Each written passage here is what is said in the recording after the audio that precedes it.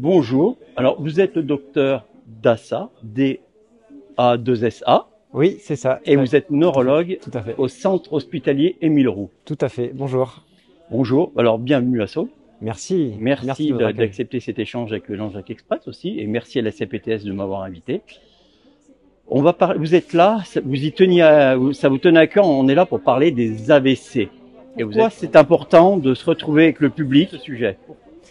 Alors, l'accident vasculaire cérébral est un vrai problème de santé publique. Hein, c'est la deuxième cause de mortalité en France, deuxième cause de handicap intellectuel acquis de l'adulte, de démence.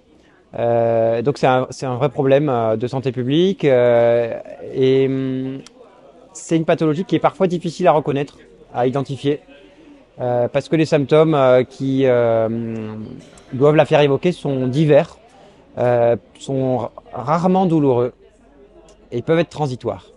C'est une maladie qui se traite quand elle arrive et qui se prévient. Donc on a beaucoup de moyens d'agir pour améliorer la prise en charge de cette pathologie et on se rend compte qu'au quotidien, ces éléments ne sont pas encore assez bien maîtrisés par la population générale.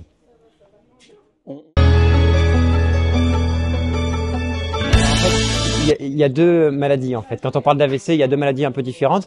Il y a effectivement la maladie avec le caillot qui bouche une artère.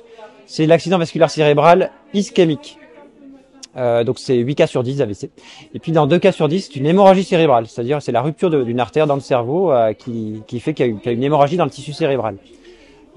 Pour la maladie la plus fréquente qui est l'AVC ischémique ou infarctus du cerveau, on a effectivement une occlusion d'une artère du cerveau par un caillot de plus ou moins grande taille qui peut être transitoire ou pas, hein, c'est-à-dire que le caillot spontanément peut fondre et puis quand il s'est installé, il fait rapidement des dégâts dans le cerveau définitifs. Il faut effectivement agir pour déboucher l'artère qui vient d'être bouchée, pour sauver le cerveau en aval qui sinon va se perdre définitivement. Pour la situation où le caillot fond tout seul rapidement, c'est la situation de ce qu'on appelle l'accident ischémique transitoire. On a les symptômes, et puis ces symptômes déficitaires qui sont les mêmes que celui de l'AVC définitif.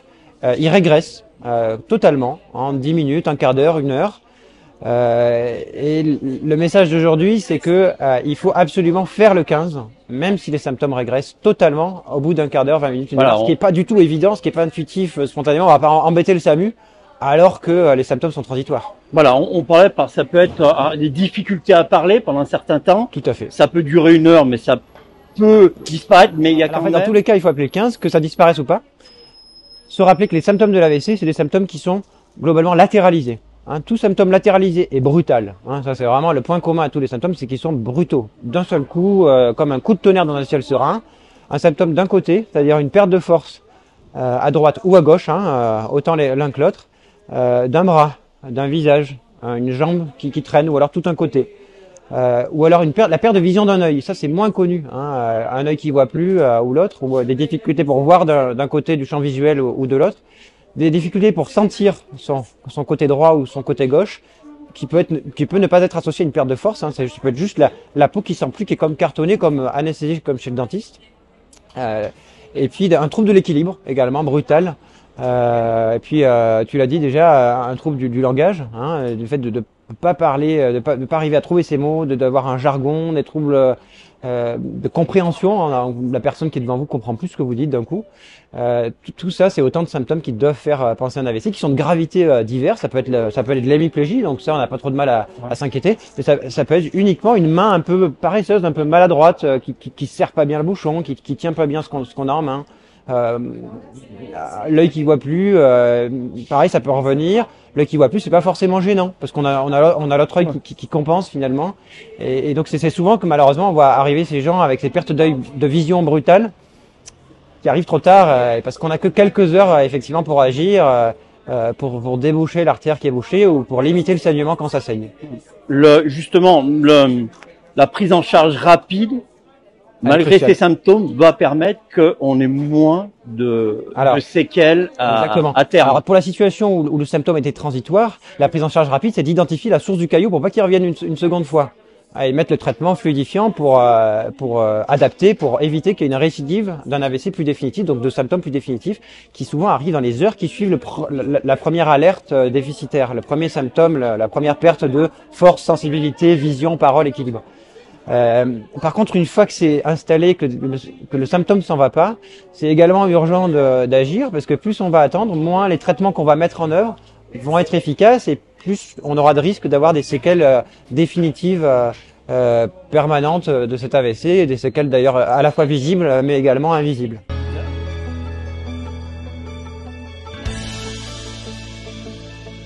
En fait, l'AVC c'est une pathologie qui est très diverse dans sa gravité.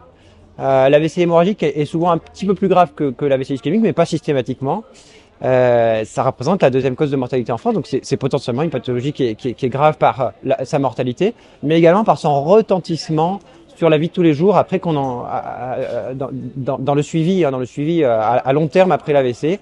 La personne n'est souvent plus la même, comportement différent, des troubles parfois cognitifs de mémoire qui apparaissent, tout un cortège de symptômes un peu subtils qui retentissent beaucoup sur le quotidien et la vie familiale, sociale et professionnelle. Alors, une question... sans parler évidemment de la paralysie qui peut rester et qui elle est je dirais une question lambda de néophyte. Oui. Plus d'hommes, plus de femmes, c'est pas généralisé. Alors ça dépend de la tranche d'âge en fait. Avant 50 ans, on a un peu plus d'hommes que de femmes, et puis pour caricaturer, après 50-60 ans, c'est à peu près équivalent, voire il y a un petit peu plus de femmes. Sachant que pour aller sur ces données un peu épidémiologiques, l'AVC touche tous les âges. Hein.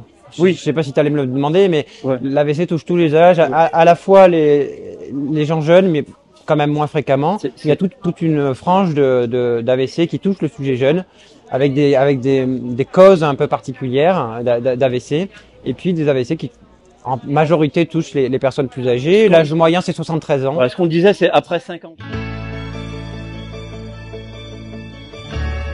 C'est après 50 ans, il y a des facteurs de risque qui sont un peu plus importants.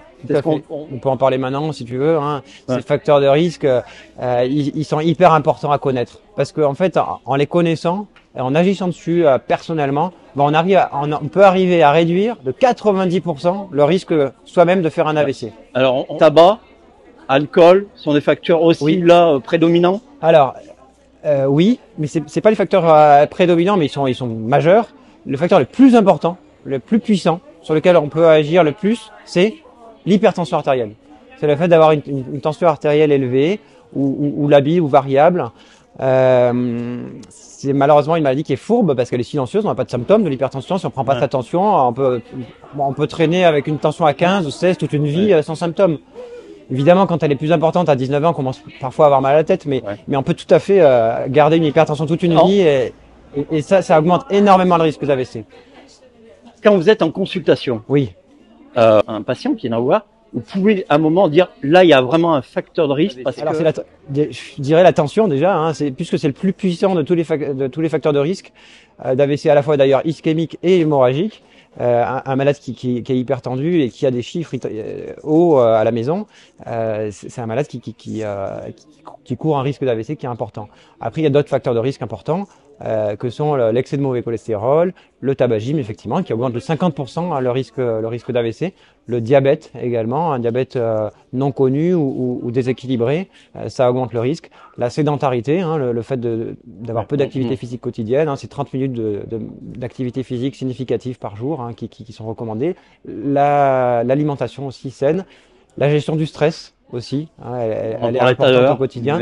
Un dernier facteur de risque qui est à citer, c'est le syndrome d'apnée du sommeil. C'est un peu plus méconnu, c'est également silencieux comme l'hypertension potentiellement. C'est le fait de faire des arrêts respiratoires parce qu'il y a une obstruction au niveau de la gorge tout au long de la nuit sans qu'on s'en rende compte, hein, c'est pendant le sommeil. Et ça, pendant longtemps, si c'est pas traité, pas diagnostiqué, ça augmente le risque d'AVC parce qu'à chaque apnée, il y a une augmentation de la tension tout au long de la nuit, toutes les nuits, pendant longtemps, ça augmente le risque d'AVC. Est-ce qu'il y a un facteur... On peut s'en rendre compte si on est somnolent la journée, Ouais. si on a mal à la tête le matin quand on se réveille, si il y a une sudation un peu excessive. Ça, c'est des petits signes qui peuvent faire penser à un syndrome d'apnée du sommeil. Ronflement, évidemment, et puis apnée constatée par le conjoint également, qui peuvent faire penser à l'apnée du sommeil. Là, il y a des moyens de faire des tests avec des médecins qui prêtent, Ouais. alors qui prêtent, qui prêtent un appareil, Qui prêtent un appareil. et qui permettent de tester sur De voir s'il y a des apnées ou pas. il y a des apnées. Tout à fait, ouais. Est-ce qu'il y a un facteur génétique? Alors, il n'y a pas un facteur génétique avec un gène malade, mais par contre, il y a effectivement un risque familial, on va dire, qui augmente son risque individuel si on a plusieurs personnes apparentées, des parents, des frères et sœurs qui ont des maladies cardiovasculaires, d'infarctus du myocarde, mort subite, des maladies artérielles avec des artères encrassées, entre guillemets. On a soi-même un risque qui est un peu supérieur à la population générale. Mais c'est, comme je dis, des ambiances familiales avec un risque cardiovasculaire qui est élevé. Mais par contre, il n'y a pas un gène qu'on transmet directement et qui est malade. Non, ça non. Alors, c'est parce qu'aujourd'hui on vit bien et de plus en plus vieux. Alors en fait, je dirais que à tout âge, c'est ce dont je parlais tout à l'heure. À tout âge, les AVC entraînent ce qu'on appelle un handicap invisible. Donc un handicap cognitif, c'est-à-dire les fonctions intellectuelles, qui sont souvent altérées, alors de façon variable, hein, mais parfois de façon sévère, hein, avec un retentissement sur l'attention, la mémoire, le fonctionnement intellectuel global, la prise d'initiative, l'organisation, et qui font qu'il y a un retentissement cognitif et qui peut aller jusqu'à la démence. Et donc là, dans les études, le risque de démence est multiplié par 3 à partir de cet âge-là. Tout à fait. Ouais. On a un retentissement cognitif, donc sur les fonctions intellectuelles, qui est plus important chez les personnes un peu plus âgées, qui peuvent avoir d'autres maladie de la mémoire, entre guillemets, pour faire simple, et qui fait que le retentissement d'un AVC à cet âge-là, il est plus important qu'un AVC plus jeune. Mais ça, c'est la moyenne. Et puis, on a malheureusement des AVC qui touchent les personnes jeunes, et s'ils sont mal placés, s'ils sont étendus, donnent aussi des handicaps cognitifs qui sont significatifs. Mais en fait, chaque AVC est particulier. Et on peut pas faire de généralité non plus. Non, voilà, on ne fait pas de généralité. Voilà. Ce qui est important aussi. Faut pas faire peur non plus. Non, on fait pas peur, mais surtout qu'on l'a dit tout à l'heure, l'AVC est évitable. Oui. Hein, avec toute la gestion des facteurs de risque dont on a parlé, s'ils sont tous gérés, on peut éviter, diminuer son risque de 90%, ce qui est majeur, ce qui est énorme. Mais si tout le monde avait un équilibre de ces quelques facteurs de risque dont j'ai parlé, eh bien, on aurait pratiquement plus d'AVC. Ouais. Il y a aussi sur vos informations. Moins de 18 ans, c'est moins d'1%, mais quand même, ça touche les moins de 18 ans. Ça touche les moins de 18 ans. La réalité avec l'AVC, c'est que cette maladie touche aussi les personnes jeunes. C'est 10% d'AVC en moyenne qui touche des personnes de moins de 50 ans. Donc il y a aussi des AVC du sujet jeune, on en voit régulièrement. Et la cause de ces AVC sont souvent des causes un peu plus spécifiques. Un peu moins les facteurs de risque, l'encrassement des artères, les maladies cardiaques qui donnent les caillots et les hémorragies. Ce sont des maladies un peu plus rares, un peu plus spécifiques. Mais oui, ça existe. Et c'est d'autant plus retentissant dans les vies de personnes actives. Moi, le dépistage, prendre soin de soi, prendre soin de sa santé est important. Chez les seniors, c'est 29 000 décès par an. Une grande partie pourrait être évitée tout à fait. avec moins de sédentarité. Faire attention à sa tension, le cholestérol, le voilà. Mais c'est important, le tabagisme, arrêtez de fumer. Voilà, ça baisse de 50% votre risque de faire un AVC. On est là pour rappeler les choses. Et il n'y a pas de fatalité. Quand tu as un AVC ischémique avec une artère bouchée, c'est important de savoir que quand une artère est bouchée, on a des traitements spécifiques.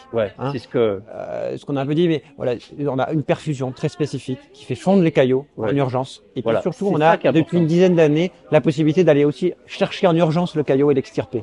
Avec des caillots qui sont de grosse taille, effectivement, notre perfusion spécifique a un peu moins de chances de marcher. Et donc c'est dans ces cas-là de grosse occlusion avec des caillots de grosse taille dans le cerveau qu'on adresse les malades dans les CHU pour qu'ils puissent au CHU aller récupérer en passant par l'intérieur des artères avec un petit panier, une petite aspiration à l'intérieur de l'artère, le caillot, on l'enlève et ça améliore le pronostic, la mortalité, les conséquences de l'AVC. Ce qui est important, c'est quel que soit, en prenant tôt, il n'y a pas de fatalité sur les séquelles. Voilà. Déjà, il n'y a pas de fatalité pour le faire à la base, en régulant les facteurs de risque. Puis une fois que l'AVC est là, eh bien, il faut prévenir parce que on a des moyens d'agir très efficaces maintenant. Vous venez d'une région du Sud, d'une très grande ville. Vous êtes médecin à l'hôpital Émile Roux, avec un environnement plus calme, la campagne à proximité. La qualité de vie est importante pour combattre le stress et réduire les AVC.